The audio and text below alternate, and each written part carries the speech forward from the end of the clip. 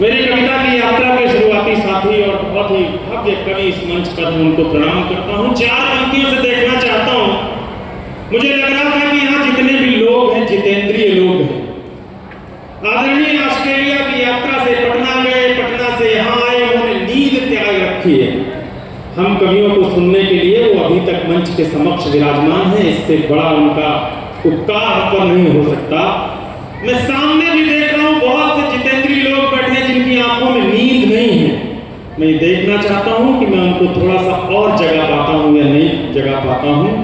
मैं घर से चला इस बात को लेकर के आनंदित था कि गुरु पूर्णिमा के पर्व पर इतने भव्य मंच जिस पर जीवन भर से आने की अभिलाषा थी उस पर पहुंच रहा हूँ। और प्रसन्नता ये थी कि अपने जन्मदिन की पूर्व संध्या पर कवि सम्मेलन पढ़ने को मिलेगा। लेकिन समय का काल का निर्णय देखिए, बजरंगी का निर्णय देखिए कि आज 20 जुलाई को मुझे कविता पढ़ने को मिल रही है और जन्मदिन के पावन पर्व पर इन्हें प्रणाम करने का अवसर मिला है। 4 पंक्तियों से जुड़ जाना, थोड़ा सा इनको देना। हमारे कंठ से लड़का अटल संग्राम बोलेगा।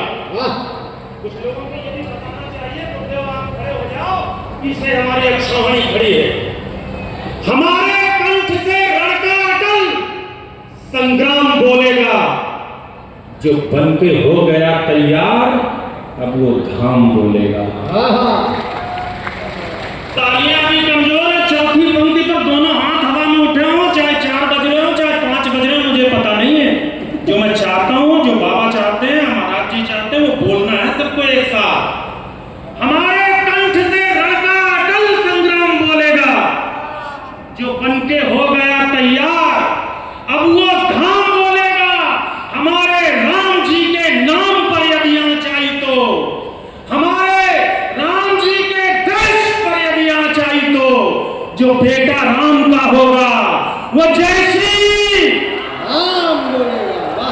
सो गए हो आप लोग, क्षमा करना, सो गए हो, आवाज नहीं सुनाई पड़ी। एक बार साथ दोगे? दोबारा कोशिश करता हूं।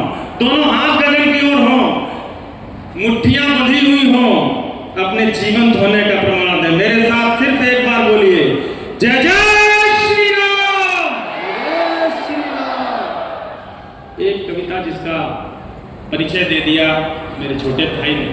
महाराज श्री, हम हिंदुआ समाज की बात करें, सनातन की बात करें, उसकी स्थापना की बात करें तो ये भी अनिवार्य है मेरे भाइयों कि हम उन लोगों का स्मरण भी करते चलें, उनको श्रद्धांजलि भी देते चले जिन्होंने अपने समय में, अपने काल में सनातन की रक्षा के लिए अपने प्राणों का उत्सर्ग दिया।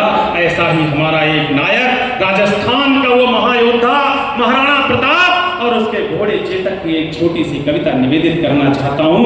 आपकी तालियां अगर मेरे कानों तक पहुंचेंगी तो मैं दोगुने उत्साह से आपको कविता सुनाता हूँ। स्वागत भैया। मुगलिया काल में जलालुद्दीन अकबर के गाल पर कमाल के चांटे सा पड़ा था युद्ध। दादा, हल्दी घाटी का युद्ध भारत के दूसरे युद्धों से कैसे अलग था, बस इतना सा एक छंद है, कविता निवेदित करता हूं। स्वागत। मुगलिया काल में जलालुद्दीन अकबर के गाल पर कमाल के चांटे सा पड़ा था युद्ध। राजा मेवाड़ के प्रताप महाराणा उनके माथे पर सोने के मुकुट सा जड़ा था युद्ध। हल्दी की घाटी में वीर परपाटी में मेवाड़ की माटी में मौत से अड़ा था युद्ध। दूजे युद्ध, अन्य युद्ध, घोड़े पर बैठ लड़े शेर। जी, हल्दी घाटी का युद्ध कैसे अलग था, एक प्रतीक, एक बिंब स्थापित करता हूं और अगर ठीक बात आपके बेटे ने कह दी हो तो बड़ा आशीष देना।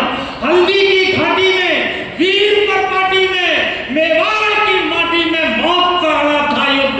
दूजे युद्ध, अन्य युद्ध, घोड़े पर बैठ लड़े शेर, वहां शेर पर सवार बबर शेर ने लड़ा। भैया कमाल दे दिया शेर पर सवार बबर शेर। अरे जिंदाबाद, आशीर्वाद लीजिए महाराज जी से। कमाल कर दिया बाबा। ये सौभाग्य